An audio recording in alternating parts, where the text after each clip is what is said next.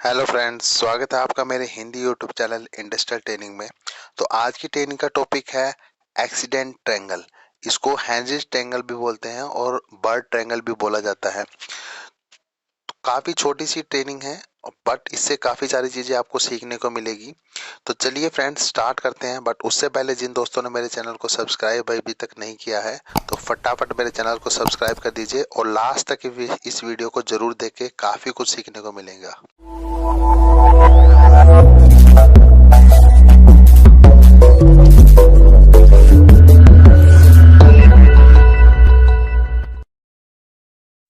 चलिए friends start करते हैं। जैसा कि मैंने आपको बताया कि जो आज की ट्रेनिंग का टॉपिक है वह हेनरी ट्रायंगल है।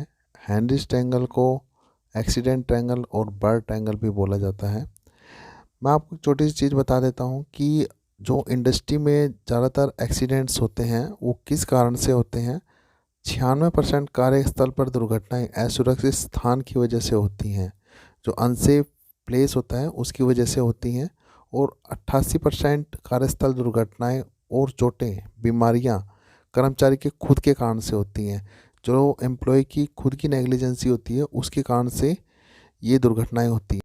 चलिए गहराई से समझते हैं सुरक्षा पिरामिड के द्वारा। सुरक्षा पिरामिड में दिया गया है कि जिस कार्यस्थल पर असुरक्षित स्थिति और कार्य होंगे तो वहाँ पर छोटी छोटी दुर्घटनाएं किस प्रकार एक बड़े एक्सीडेंट में कन्वर्ट हो सकती हैं, वो सारी चीज़ें इस सेफ्टी पिरामिड में बताया गया है। अलग अलग लोगों के द्वारा अलग अलग संभावनाएं व्यक्त की गई है। जैसा कि आप देख सकते हैं, जहाँ पर 30,000 अनसेफ कंडीशन और एक्ट होंगे वहाँ पर 3,000 नियर मिस होंगे, और जहाँ पर 3,000 नियर मिस होंगे वहाँ पर 300 लॉस्ट टाइम इंजरी होने की संभावना है, और जहाँ पर 300 लॉस्ट टाइम इंजरी होंगी वहाँ पर एक सीरियस डिसेबिलिटी होने की संभावना रहेगी, और जहाँ पर 30 सीरियस डिसेबिलिटी इंजरी होने की संभावना होगी वहाँ पर एक फर्टिलिटी ज़रूर हो सकती है। ये संभावनाएं हैं। चलो स्टेप बाय स्टेप एक एक पॉइंट को अच्छे तरीके से समझते हैं कि अनसेफ कंडीशन और अनसेफ एक्ट क्या है। सबसे पहले अनसेफ कंडीशन समझते हैं कि अनसेफ कंडीशन क्या होती है। पहले इसकी डेफिनेशन देख लेते हैं कि कोई भी स्थिति या अवस्था जो दुर्घटना घटित होने के खतरे और जोखिम को बढ़ाती है असुरक्षित स्थिति कहलाती है। जैसे कि इस पिक्चर में दिया गया है, आप ध्यान से देखिए कि इस पिक्चर में एक ऑपरेटर ईओटी क्रेन ऑपरेट कर रहा है, बट उसका हुक ढीला है। ठीक है, ये एक असुरक्षित स्थिति है या फिर बोल सकते हैं अनसेफ कंडीशन है। अब अनसेफ एक्ट क्या है? कोई भी ऐसा कार्य जो सुरक्षा निर्देश या स्टैंडर्ड के अनुसार नहीं किया जाता वह किसी दुर्घटना या जोखिम का कारण बनता है। वह जोखिम चाहे स्वयं के लिए हो या दूसरे कर्मचारी के लिए या फिर संपत्ति के लिए असुरक्षित कार्य कहलाता है। जैसे इस एग्जांपल में देखिए, एक एम्प्लॉई लोड के नीचे से गुजर रहा है, उसको पता है कि ऊपर लोड है फिर भी वो उसके नीचे से गुजर रहा है, तो इसको असुरक्षित कार्य बोलेंगे। आप देखते हैं नियर मिस किसको बोलते हैं। नियर मिस को हिंदी में बाल बाल बचना बोलते हैं। एग्जाम्पल के थ्रू देखते हैं। पहले डेफिनेशन देख लेते हैं कि कोई भी अवस्था जो दुर्घटना में बदलने से बच जाए उसे बाल बाल बचना या नियर मिस बोलते हैं। जैसे कि आपने कई बार देखा भी होगा, अरे मैं तो बाल बाल बच गया। अब देखिए इसमें, देखिए इस एग्जाम्पल में दिखाया गया है कि लोड उसके सामने गिरा और वो बाल बाल बच गया। हम बोलते हैं ना कि कई बार हमारे साथ ऐसा इंसिडेंट होता है, हम बोलते हैं कि अरे मैं तो बाल बाल बच गया। अब फर्स्ट एड किसको बोलते हैं? फर्स्ट एड किसी केसेस किसको बोला जाता है? कोई भी कार्य संबंधित व्यावसायिक चोट जिसका उपचार प्राथमिक चिकित्सा बॉक्स द्वारा या प्राथमिक चिकित्सा केंद्र में जाकर हो जाए और कर्मचारी उपचार करने के दौरान दोबारा अपने कार्यस्थल पर लौट जाए, उसे फर्स्ट एड मामले कहते हैं। उदाहरण जैसे कट गया, जल गया। अब देखिए इसमें लोड ऊपर से गिरा, लोड ऊपर से गिरने के बाद एम्प्लॉय को थोड़ी सी चोट लगी, चोट लगने के बाद उसका फर्स्ट एड कर दिया गया।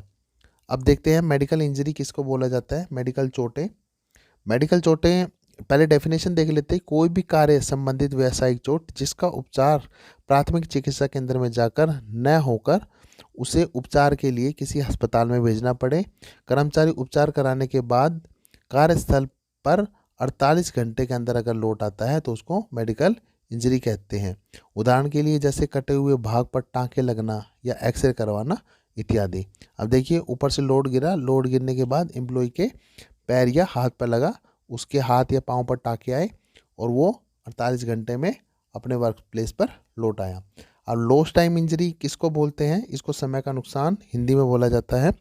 कोई भी कार्य संबंधित व्यावसायिक चोटें जिसके लगने के बाद प्रभावित कर्मचारी उपचार कराने के बाद कार्यस्थल पर 48 घंटे के भीतर नहीं लौट पाता, उसे समय का नुकसान या लॉस्ट टाइम इंजरी बोला जाता है। जैसे शरीर के किसी भाग का टूट जाना, जैसे ऊपर से लोड गिरा, देखिए इसके हाथ और पैर टूट गया है, तो वो 48 घंटे के भीतर नहीं लौट पाता। अब डिसेबिलिटी इंजरी या विकलांगता वाली चोट किसे बोलते हैं? कोई भी कार्य संबंधित व्यावसायिक चोट जिसके लगने के बाद प्रभावित कर्मचारी के शरीर का कोई भाग कट जाए, उसे विकलांगता वाली चोट बोला जाता है। जैसे ऊपर से लोड गिरा, लोड गिरने के बाद वो पाँव पे गिरा और उसका पाँव काटना पड़ जाए, तो उसको अपंगता या विकलांगता वाली चोट बोला जाता है। अब फैटेलिटी देखते हैं। फैटेलिटी मतलब हिंदी में आपको पता है मृत्यु।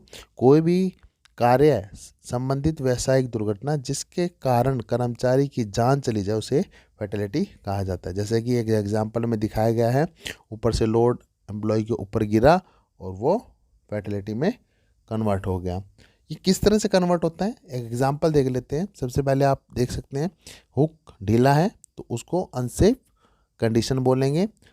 उस लोड के नीचे अगर आदमी गुजर रहा है तो उसको अनसेफ एक्ट बोलेंगे। अभी कन्वर्ट कैसा है, उस वो नियर मिस में किस तरह से कन्वर्ट होगा, आप देख सकते हैं। लोड सामने गिरा तो नियर मिस में कन्वर्ट हुआ। अगर थोड़ी सी चोट लगेगी तो फर्स्ट एड में कन्वर्ट हो जाएगा। अगर उसको बाहर भेजा जाएगा तो उसको मेडिकल चोट में बोलेंगे। अब वो मेडिकल चोट से लॉस्ट टाइम इंजरी में किस तरह से कन्वर्ट होगा, आप देख सकते हैं। उसके पाँव पे गिरा, पाँव टूट गया, तो वो उसको लॉस्ट टाइम इंजरी बोलेंगे। अब लॉस्ट टाइम इंजरी से नेक्स्ट स्टेप में किस तरह से कन्वर्ट होगा, अगर लोड उसके पाँव पे गिरे और पाँव कट जाए तो उसको डिसेबिलिटी इंजरी बोलेंगे या फिर अपंगता वाली चोट बोलेंगे। अपंगता वाली चोट अगर वही लोड उसके शरीर के ऊपर गिर जाए तो क्या होगा, उस फैटेलिटी बोलेंगे इसको। फैटेलिटी मतलब उसकी मृत्यु हो सकती है। तो आपको करना क्या है, आप तब भी आप अपने कार्यस्थल पर किसी प्रकार की अनसेफ कंडीशन देखते हैं तो तुरंत उसको ख़त्म कीजिए ताकि वो किसी बड़ी दुर्घटना में कन्वर्ट ना हो। मेरी नेक्स्ट ट्रेनिंग के लिए इंतज़ार कीजिए। तब तक के लिए बाय बाय।